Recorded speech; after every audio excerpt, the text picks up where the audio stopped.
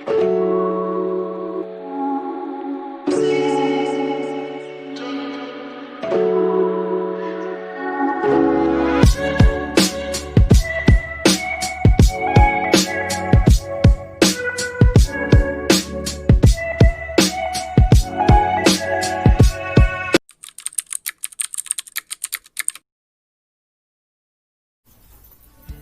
semuanya, perkenalkan nama saya Korina Melanizan, biasa dipanggil Korina.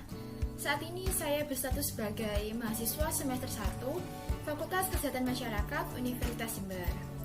Nah, pada kesempatan kali ini saya akan membahas tentang kesehatan reproduksi, khususnya kesehatan reproduksi pada remaja. Yuk disimak!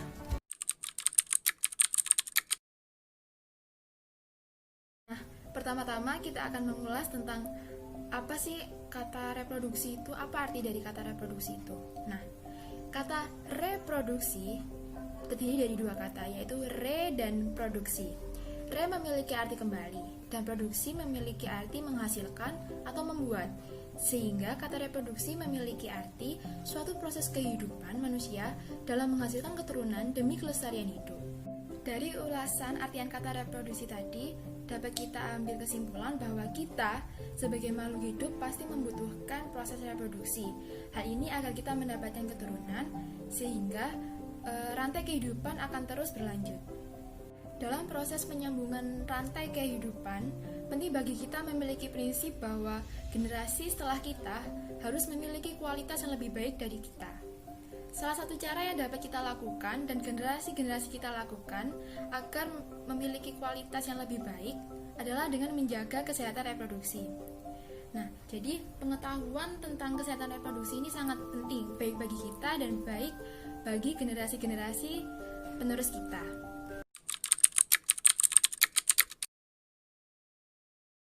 Perlu kita ketahui tentang pengertian kesehatan reproduksi itu sendiri.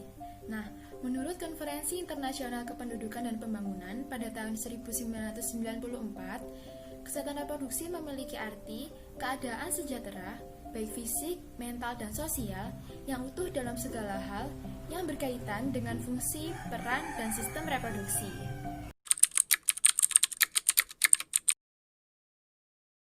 Nah, lalu timbul pertanyaan, mengapa pendidikan kesehatan reproduksi itu sangat penting bagi remaja? Bukankah itu ditujukan untuk orang dewasa saja? Nah, jadi persepsi itu kurang tepat ya. Jadi kesehatan reproduksi ini sangat penting kita edukasikan kepada remaja. Hal ini dikarenakan pada tubuh manusia, organ reproduksi mulai aktif bekerja pada usia remaja. Biasanya ditandai dengan terjadinya pubertas pada seseorang. Biasanya untuk laki-laki terjadi mimpi basah, dan seorang perempuan mengalami menstruasi. Dan bagi remaja yang mengalami masa pubertas ini, biasanya juga mereka mengalami perubahan fisik dan psikologis. Nah, di sini pentingnya pendidikan kesehatan reproduksi adalah memberikan cara terbaik bagi seorang remaja tersebut agar mereka tidak salah langkah dalam beradaptasi dengan perubahan-perubahan fisik dan psikologis yang dia hadapi. Sedikit mengulas mengenai perubahan fisik yang terjadi pada seorang remaja yang mengalami pubertas, seperti timbulnya bulu-bulu halus di beberapa area seperti ketiak dan kemaluan, lalu membesarnya payudara bagi seorang wanita. Nah, di sini peran dari pendidikan kesehatan reproduksi adalah untuk memberikan edukasi tentang bagaimana cara merawat dan menjaga perubahan-perubahan fisik yang terjadi di tubuh seorang remaja.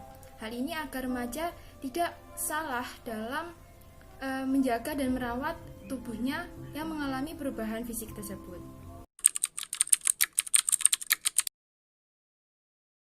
Selain memberikan informasi tentang bagaimana cara yang baik dalam menjaga alat reproduksi, pendidikan kesehatan reproduksi juga memberikan edukasi kepada remaja agar remaja tidak salah pergaulan.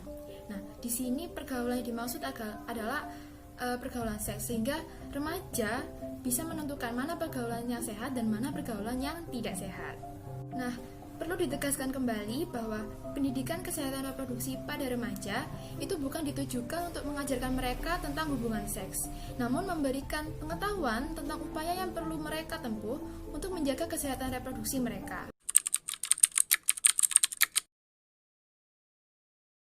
Terdapat beberapa tips yang dapat kita lakukan khususnya bagi para remaja dalam upaya menjaga kesehatan alat reproduksi kita. Yang pertama dengan cara menjaga kebersihan. Menjaga kebersihan di sini ada dua. Yang pertama yaitu menjaga kebersihan lingkungan di sekitar kita. Bisa dimulai dari tempat tinggal kita. Dan yang kedua adalah menjaga kebersihan dalam tubuh kita. Beberapa upaya yang dapat dilakukan dalam menjaga kebersihan tubuh kita antara lain dengan mandi 2 kali dalam sehari, sering mengganti handuk setidaknya dalam seminggu sekali, dan yang ketiga adalah sering mengganti pakaian dalam, khususnya celana dalam. Hal ini ditujukan agar kelembapan di daerah kemaluan kita dapat kita hindari, karena jika di daerah kemaluan kita itu lembab akan memancing tumbuhnya jamur yang akan berdampak buruk bagi sistem reproduksi kita. Sehingga alangkah lebih baik jika kita sering mengganti celana dalam kita supaya tidak lembab di daerah kemaluan kita.